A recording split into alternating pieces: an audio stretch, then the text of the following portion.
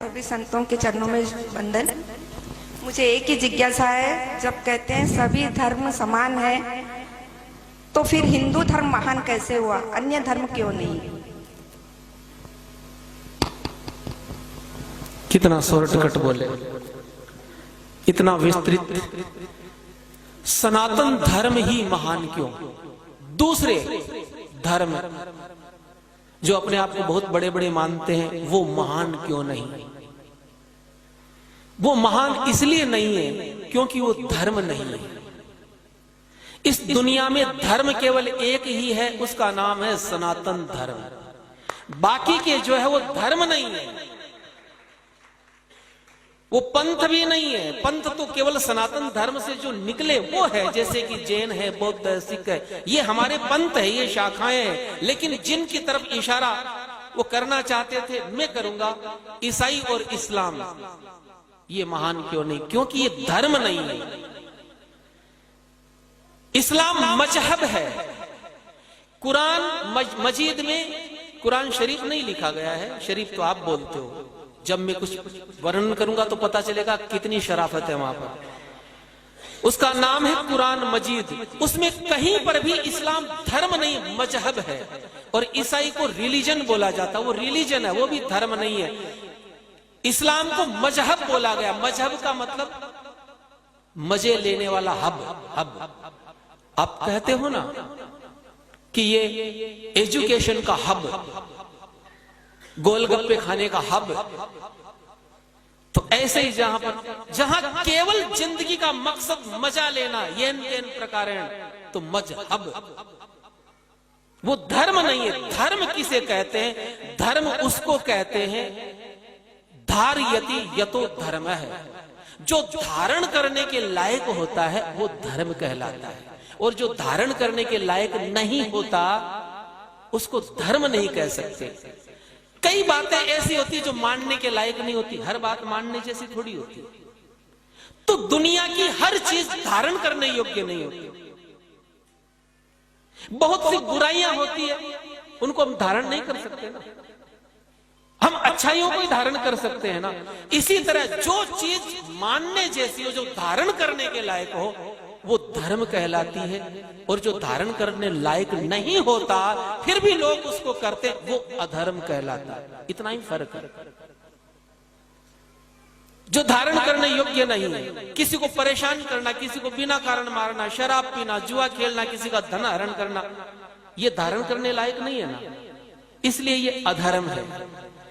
तो सनातन धर्म में जो कुछ भी है वो सब का सब धारण करने के लायक है। लेकिन ईसाई और इस्लाम में धारण करने के लायक मानने जैसा कुछ भी नहीं है। अब मैं बिल्कुल प्रामाणिक रूप से आपको कट टू कट मैं जो कुछ भी बोलूंगा, कुछ भी मनगढ़ंत नहीं बोलूंगा, जो शास्त्र में लिखा बिल्कुल वो बोलूंगा। सनातन धर्म ही महान क्यों, वो महान क्यों नहीं? सबसे पहला कारण, केवल मुख्य 7-8 कारण गिनाऊंगा, मेरे पास 1000 कारण है।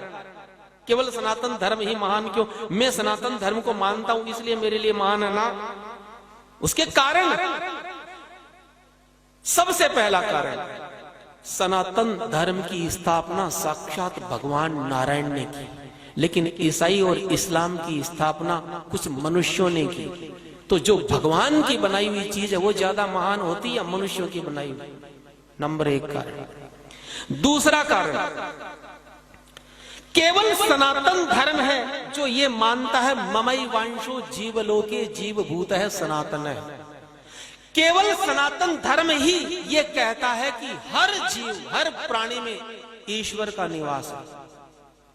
रामचरितमानस में उत्तरकांड में तुलसीदास जी ने ठीक गीता के इसी श्लोक को उद्धृत किया। ईश्वर अंश जीव अविनाशी, ईश्वर अंश जीव अविनाशी, चेतन अमल सहज सुख राशि, चेतन अमल सहज सुख राशि। भगवान कृष्ण गीता में क्या कहते हैं? ममय वांशो जीव लोके। आप थोड़ा ध्यान देना, इस दुनिया में जितने जीव हैं उनमें मेरा निवास है। भगवान कहते हैं सनातन धर्म में हर जीव में, कण कण में मैं समाया हुआ हूं। हर जीव में, हर ग्रंथ में आपको ये लिखा मिलेगा, हर प्राणी में ईश्वर का निवास है। आप ध्यान देना। लेकिन इस्लाम की कुरान मजीद और ईसाइयों की बाइबिल में कहीं पर भी ये लिखा हुआ नहीं है कि हर मनुष्य में भगवान है। कुरान में एक लाइन कोई मुझे निकाल के बता दे जहां ये लिखा हुआ हो कि हर इंसान में अल्लाह है। किस बाइबल में एक पंक्ति ऐसी नहीं है कि वहां लिखा हुआ हो कि हर मनुष्य में गॉड है। ना, वहां लिखा केवल हमारे में भी भगवान नहीं है। भगवान किसी में है ही नहीं, वो ऐसा मानते हैं। वो कहते हैं कि भगवान ने पूरी दुनिया बनाई, अल्लाह ने पूरी दुनिया बनाई, गॉड ने पूरी दुनिया बनाई, लेकिन पूरी दुनिया के अंदर हर जीव में वो रहते नहीं है। तो वो फिर कहां रहते हैं? बोले वो सातवें आसमान में रहते हैं, पता नहीं क्या करते हैं वहां बैठे बैठे। और सनातन धर्म कहता है कि भगवान हर प्राणी में, हर मनुष्य में निवास करते हैं, इसलिए सनातन धर्म महान है। तीसरा कारण, केवल हिंदू धर्म में, केवल सनातन धर्म के ग्रंथों में यह बात लिखी गई है, सर्वे भवन्तु सुखिनः, सर्वे सन्तु निरामया, सर्वे भद्राणि पश्यन्तु मां कश्चित् दुःख भाग भवेत्। केवल सनातन धर्म कहता कि हर प्राणी सुखी हो, दुनिया का हर प्राणी सुखी हो। सर्वे भवन्तु सुखिनः, सर्वे सन्तु निरामया। केवल सनातन धर्म कहता वसुधैव कुटुंबकम, सारा संसार एक परिवार है, सब एक पिता की संतान। ध्यान देना शब्दों पर। वसुधैव कुटुंबकम, विश्व बंधुत्व, सर्वे भवन्तु सुखिनः, ये कौन कहता है? ये हम कहते हैं। लेकिन बाइबिल और कुरान क्या कहती है? ना, केवल हम सुखी होंगे और कोई नहीं हो सकता। केवल मुसलमान को और ईसाई को सुखी होने का अधिकार है और किसी को भी नहीं है। वसुधैव कुटुंबकम और विश्व बंधुत्व को तो आप भूल ही जाओ। चलो विश्व बंधुत्व मत मानो, कोई बात नहीं, लेकिन वो कहते हैं कि केवल मुसलमान सुखी होगा, केवल मुसलमान ही जन्नत में जाएगा, और जितनी जातियां हैं दुनिया की सब नरक में जाएगी। और ऐसा ही ईसाई कहते हैं। बाइबिल और कुरान में केवल भाषा का फर्क है, वो इंग्लिश में है, ये अरबी में है।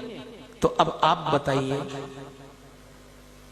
चलो आप दूसरों को सुखी होने की कामना मत करो, लेकिन जीने तक का अधिकार नहीं है। हम तो कहते हैं कि सब जिंदा रहेंगे, सब सुखी रहेंगे, और वो कहते हैं कि क्योंकि तुम मुसलमान नहीं हो, तुम ईसाई नहीं हो, इसलिए तुम्हें जीने तक का अधिकार नहीं, सुखी रहना भाईचारा तो दूर की बात।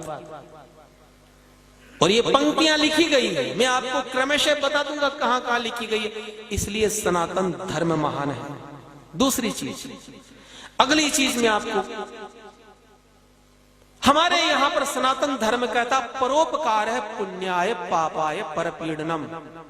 फर्क देखिए, सनातन धर्म कहता परोपकार करना चाहिए, दूसरों का उपकार करना चाहिए, परहित सरिस धर्म नहीं भाई, पर पीड़ा सम नहीं अधमाई। दूसरे को पीड़ा देने के समान कोई पाप नहीं है और दूसरे का उपकार करने के समान कोई पुण्य नहीं है। लेकिन वो इस दुनिया में, इस पृथ्वी पर सबसे ज्यादा परोपकार का काम अगर कोई करता है तो सनातन धर्मावलंबी ही करता है। आप लोग गौशालाएं खोलते हो, आप लोग मंदिर बनाते हो, इस दुनिया में सबसे ज्यादा भंडारे हिंदू लोग चलाते हैं, इस दुनिया में सबसे ज्यादा आई कैंप आप लगाते हैं, आप लोग अनाथ आश्रम खोलते हैं, स्कूलें खोलते हैं, और कभी ये नहीं पूछते कि तू किस जाति का है, मैं तेरी सेवा करूं कि नहीं करूं। लेकिन कभी आपने किसी मुसलमान को आई कैंप लगाते देखा, रक्तदान शिविर लगाते देखा? कभी आपने कोई धर्मशाला खोलते देखा? कभी कोई भंडारा लगाते देखा? क्योंकि वहां लिखा गया है, ये मैंने पढ़ा है, वहां परोपकार की कोई कल्पना ही नहीं है। वहां केवल एक ही कल्पना है, केवल मुसलमान का साथ देना। और जितने भी काफिर है, काफिर किसको कहते? काफिर यानी जो इस्लाम को नहीं मानते, जो कुरान को नहीं मानते वो सारी जातियां काफिर कहलाती है, चाहे कोई भी क्यों ना हो। तो उसमें स्पष्ट लिखा गया कि किसी काफिर की न तो मदद करना, न मदद करवाना, न किसी से दोस्ती करना, न अपने पास रहने देना, न उसको जिंदा छोड़ना। तो सनातन धर्म केवल परोपकार की बात करता, सेवा की बात करता, इसलिए सनातन धर्म महान है और दूसरा कोई महान नहीं है। अगला कारण, सनातन धर्म कहता है सब बराबर है, हर मनुष्य बराबर है। विद्या विनय संपन्ने ब्राह्मणे गवि हस्तिनी सुनी चैव स्वपाके च पंडिता समदर्शिन है। ये गीता में भगवान कृष्ण कहते हैं समदर्शी बनो, यानी सब के सब इस दुनिया में कोई ऊंच नीच है ही नहीं। हमको सबको समदर्शी रूप से देखना चाहिए। सीय राममय सब जग जानी, करो प्रणाम जोरी जुग पानी। इस टाइप की लाइन आप बाइबल और कुरान में दूरबीन लेके ढूंढोगे ना तो भी मिलने वाली नहीं है। वहां पर इस प्रकार की कोई अवधारणा नहीं है कि सब समान है ना। वहां लिखा गया है सूरा नंबर 3 की आयत नंबर 110। आप तो कहते हो सब बराबर, सब में सिय राम में सब जग जानी, लेकिन अब वहां क्या कहा गया है? कुरान मजीद की सूरा नंबर 3 की आयत नंबर यानी लाइन नंबर 110 में कहा गया है कि दुनिया में, हे मुसलमानों, दुनिया में जितनी कौमें हैं, जितनी जातियां हैं, उन समस्त जातियों में तुम सबसे श्रेष्ठ हो, तुम सबसे बेहतर हो, तुम्हारे जितना बढ़िया कोई नहीं। तो फिर महान कहां से हो गए? और सनातन धर्म कहता नहीं, सीए राममय सब जग जानी, करो प्रणाम जोर जुग पानी। केवल सनातन धर्म महान है। इसके कितने कारण मैं बताऊं? अब अगली चीज मैं आपको बताता हूं। केवल हिंदू धर्म के ग्रंथों में और उसके स्वभाव में दया है, करुणा है, अहिंसा है। हमारे यहां क्या कहा जाता? अहिंसा परमो धर्म है, जियो और जीने दो। और ये दया, करुणा, अहिंसा, ये आप बाइबल और कुरान में ढूंढने जाओगे ना तो 1000 साल तक नहीं ढूंढ पाओगे। दया शब्द ही नहीं है कहीं। वहां पर लिखा गया है कि हे मोहम्मद, इस दुनिया में जितने भी मैंने पशु पक्षी बनाए हैं, नाम ले लेके गिनाया, और एक जगह नहीं, कई जगह गिनाया है। जितने भी जानवर, 4 पांव वाले जानवर जितने भी मैंने बनाए हैं, केवल तुम्हारे मार करके खा जाने के लिए ही बनाए हैं। और कई जगह बताया समुद्र के जीव मैंने तुम्हारे मार कर खाने के लिए बनाए। मैंने पक्षी विध विध प्रकार के तुम्हारे केवल मार कर खाने के लिए बनाए हैं। केवल एक जानवर को नहीं खाना है, वो है सूअर, उसको छोड़ देना। और दूसरा, जो मरा हुआ जानवर हो पहले से, उसको नहीं खाना। किसी जानवर को खाना है तो पहले उसको मारना है, क्योंकि अगर तुम मरे हुए को खाओगे तो फिर मारना कैसे सीखोगे? फिर निर्दयता आएगी कैसे तुम्हारे अंदर? उसकी प्रैक्टिस कैसे होगी? तो दया, करुणा, अहिंसा जहां है ही नहीं। और बाइबल तो इससे भी आगे, वहां तो लिखा गया है कि तुम बैल को मार करके खिलाओगे तो क्या पुण्य मिलेगा, बछड़े को मारोगे तो क्या मिलेगा। इतना तक लिखा हुआ है कि अगर कोई तुम्हारे ईसाई मत को स्वीकार नहीं करे तो उनके छोटे छोटे बच्चों को मार करके खून पी जाओ, तो डर के मारे अपने आप तुम्हारी बात मान लेंगे। तो जहां कोई अहिंसा नहीं, जहां कोई दया नहीं, जहां कोई करुणा नहीं, तो आप बताइए सनातन धर्म महान है कि नहीं है? कारण है, फंडामेंटल कारण हमारे पास में है, कोई मनगढ़ंत बातें नहीं है। दूसरा, अगली चीज, केवल सनातन धर्म ऐसा है जिसमें चरित्र की व्यवस्था है, सदाचार की व्यवस्था है, जहां पर ब्रह्मचर्य सिद्धांत है। लेकिन कुरान में और बाइबल में ब्रह्मचर्य दूरबीन लेके देखोगे ना तो ब्रह्मचर्य मिलेगा ही नहीं। वहां कोई चरित्र नाम की चीज ही नहीं। वहां पर तो अब मैं वो सारे शब्द आपके सामने बोल नहीं सकता। चरित्र, सदाचार, ब्रह्मचर्य तो कहीं शब्द तक नहीं मिलेगा आपको। तो फिर महानता कहां से आ गई? आपने कभी सुना कि मुसलमानों में कोई ब्रह्मचारी पैदा हुआ? हमारे हिंदू धर्म में हनुमान जी, परशुराम जी, भीष्म पितामह, अभी भी ब्रह्मचारियों की कमी नहीं है। हमारे पीछे स्वामी जी विराजमान है, ये देखिए इतने बड़े पैसे वाले पक्के ब्रह्मचारी अपनी करोड़ों की प्रॉपर्टी दान कर दी। आज भी हमारे केवल सनातन धर्म में सदाचारी ब्रह्मचारी आपको मिलेंगे। कभी ईसाइयों में कोई ब्रह्मचारी पैदा हुआ? जहां ब्रह्मचर्य सिद्धांत ही नहीं है, जहां कोई सदाचार ही नहीं है, केवल दुराचार, केवल व्यभिचार, और उसको पुण्य मानते हैं वो लोग। इस वजह से सनातन धर्म महान है। अगली बात मैं आपको बताता हूं। सनातन धर्म कहता है मातृवत परदारेषु परद्रव्येषु लोष्टवत आत्मवत सर्वभूतेषु यह पश्यति स पश्यति। और ठीक यही बात तुलसीदास जी ने चौपाई में लिखी, बिल्कुल यही अर्थ निकलेगा। जननी समझानहि पर नारी धनु पराव बिसते बिसधारी सिया राम। सनातन धर्म कहता है मातृवत परदारेषु, पराई स्त्री को अपनी माता के रूप में देखना है, पराये धन को जहर समझना, उसको लेने की कोशिश नहीं करनी। सनातन धर्म कहता है जननी सम जानई पर नारी, पर नारी को अपनी मां माने, उसको मां के रूप में देखे। और ये लाइन अगर आप बाइबल में और कुरान मजीद में ढूंढने जाओगे, सारे सेकुलर लोग भी पीछे पड़ जाए ना तो भी इस टाइप की लाइन नहीं मिलेगी। वहां स्पष्ट लिखा हुआ है केवल जन्म देने वाली स्त्री तुम्हारी मां है, और कोई औरत तुम्हारी मां न तो मां के जैसी है न वो मां हो सकती। बिल्कुल साफ मना कर दिया गया। इसलिए मुसलमान किसी भी औरत से शादी कर लेता, चाहे वो रिश्ते में कुछ भी क्यों ना लगती। वहां ससुर बहू का हलाला कर देता, वहां देवर भाभी को नहीं छोड़ता, वहां बाप बेटी को नहीं छोड़ता। अगर मैं लाइन लगा करके नाम लेना शुरू करूंगा तो बहुत समय हो जाएगा। तो जहां पर परिस्त्री को न बहन माना जाता न मां माना जाता, आप उनको महान मानने की कोई कोशिश कर सकते हैं। अब पराये धन की ये तो चलिए, ये तो हुई इनकी बात। ये तो अपनी औरतों के साथ उनका बर्ताव है।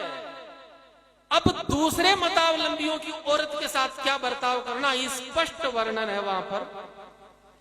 सूरा नंबर 2 की आयत नंबर 223, उसमें लिखा हुआ है कि हे मुसलमानों, औरत क्या है, औरत को किस नजरिए से देखना है। तो वो कहते हैं कि औरत तुम्हारी खेती है।